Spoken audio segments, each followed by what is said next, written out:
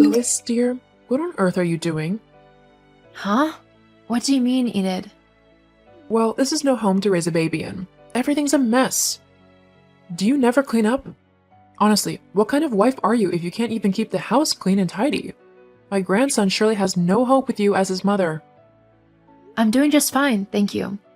The house might be a little messy, but that's simply because I didn't have time to clean up after Bobby this morning after breakfast. I was running late for work, so I needed to get him to the daycare. Excuses, excuses. Anyway, that's another thing. Why are you paying for daycare? So that he can be looked after whilst I'm at work? You do know babies can't take care of themselves, right? Of course I know that. I'm not stupid, you ignorant little girl. But why are you paying a nanny when I am here? I would be happy to take care of my grandson on a daily basis whilst you are at work. It would be much cheaper too, and I could teach him all of the things he needs to know. Look, that's very kind of you to offer, but I'm more comfortable with Bobby going to a daycare. My best friend runs the place, so I know he's good there, and it's on my way to work, so it's easy to drop him off and pick him up. So what you are saying is that you don't trust me and you think I'm a failure of a grandmother. What lovely sentiments. What? No, I never said that at all. I just think it's best if my son goes to a daycare instead. Well, what does my son think? Surely he'd want his own blood relative to look after his child instead of some stranger who could do God knows what. Marcus agrees with me. We both decided that it would be best for Bobby to go there. I bet that's a lie. I bet you bullied my son into agreeing with him, forcing him to send his kid to daycare just to spite me. I'm not trying to spite you. I'm trying to do what's best for my son. That's rubbish. You've always hated me, so you just want to hurt me and keep me away from my grandson. That's not true. But I'm not going to leave my baby in your care when you have your own life. You go out and about with your friends and grocery shopping and to the gym. Who's going to look after Bobby whilst you are doing all of that? I'm sure it'd be fine. I'd figure something out. See, I can't just leave my baby with someone who says I'm sure it'd be fine about his care. Are you saying that I don't know how to take care of a child? Have you seen your home? Clearly, the one who doesn't know how to look after a baby is you. You can't just leave things lying around.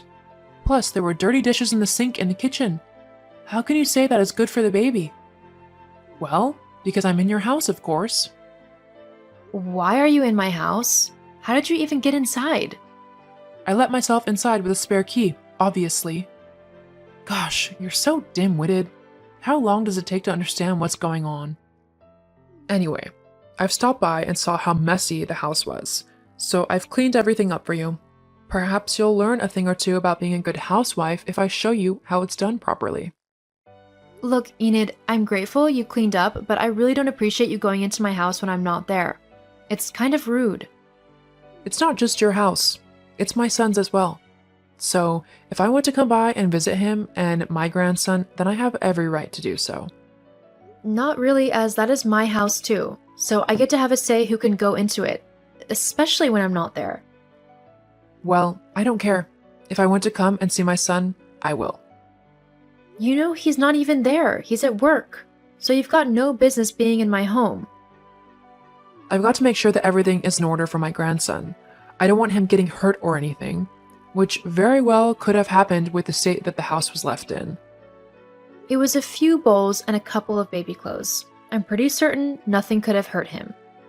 Well, now it won't, because I've cleaned up your mess. Look, I don't have time for this. Please leave my house. I've got to get back to work. I truly worry for Bobby, having you for a mom. I think he'd be much better off in my care. After all, you'd rather go to work than stay at home and raise him. No wife or mother should do that. This isn't the 1950s, Enid. Women can do both now. I love my son very much and I like working too. I can manage both. Now, I've got to get back to work. Please don't be in my home when I get back. But I want to see my grandson. Well, I've got the weekend off, so you can come over then. That's days away. I'm afraid that's the best I can do. When Bobby gets home, all he's going to be doing is having his dinner and then going to bed. He's always very tired after daycare, so he won't be in any mood to play with anyone. Fine. But Marcus will be hearing about how you are treating me. Whatever. I've not even done anything wrong. You're trying to keep my grandson from me. No, I'm not. I'm just setting boundaries. You can't just come over whenever you want. I don't want you waking my son up when he's sleeping. Tell my son about this, though. Okay, I guess I'll see you this weekend then. Hey, Lois, I just finished talking to my mom, and she was quite upset with how you were speaking to her this afternoon. She said you were incredibly rude to her and that you were criticizing her ability to look after her son. That's kind of rude considering she raised me. Are you saying I turned out awful? Whatever she told you, Marcus, really wasn't the truth. So you're calling my mom a liar now? I'm sorry to say this, but she has bent the truth with you. What happened then? Your mom messaged this afternoon claiming that I'm a terrible mother and wife because the house was slightly messy. You know it was a hectic morning today and that we both didn't have time to clean things up. And do you want to know how she knew the house was a bit messy? How? She snuck into our house using her spare key, the one we gave her only for emergencies. But why was she at the house? No one was even there. Precisely. All I said was that I wasn't comfortable with her entering our home when we weren't there, and I also told her that she couldn't see Bobby tonight as he would be tired from daycare, and I didn't want her waking him up. I told her that I was off this weekend so she could come and see him then. But then she started going on about how she should have Bobby during the day and that daycare was a waste of time for him. We both agreed that our son would go to daycare because it was easier for both of us. Jeez, I know my mom can be a bit of a handful, but she really said all that? Yeah, it kind of really got to me. What if I really am a terrible mother to Bobby? What if I'm doing everything wrong? Hey, you're doing perfect as his mother. You don't need to worry about anything. I'll have a talk with my mom and set her straight. She shouldn't be saying those things to you. But you really are a great mother, okay? Thank you, Marcus. Of course. Now hurry home. Me and Bobby are waiting for you. I'll be home soon. I love you. I love you too. You little witch. You've turned my son against me. How could you? I've not done anything, Enid. I only told him the truth of what happened yesterday. That's all. If you don't like how things have turned out, then maybe you need to change your attitude a bit. I'm the one who needs to change your attitude. I think you're the one who needs an attitude adjustment. To turn my own son against me like you did is unforgivable. Next thing I know, you'll be turning my grandson against me too. I wouldn't do that, Enid. It's up to Bobby to determine who he likes or doesn't like. But seeing as he's only a baby at the minute, I'm happy to let you two build a relationship until he's old enough to choose if he wants to continue with it or not. But that doesn't mean that you get to dictate when you see him. Bobby is my son, so you'll have to stick to my rules. We'll see about that. What? What do you mean by that? Enid? I still don't feel comfortable with what your mom was saying last night. She seemed really creepy. It'll be okay. She was just being, well, her. You know how she gets. How's Bobby? Is he feeling any better? Okay. Well, I'll message later to see how you both are doing. Love you. I love you too. Hello, Lois. Hi? So, you know how you were saying that you're not a terrible mother? Yes, I know I'm not.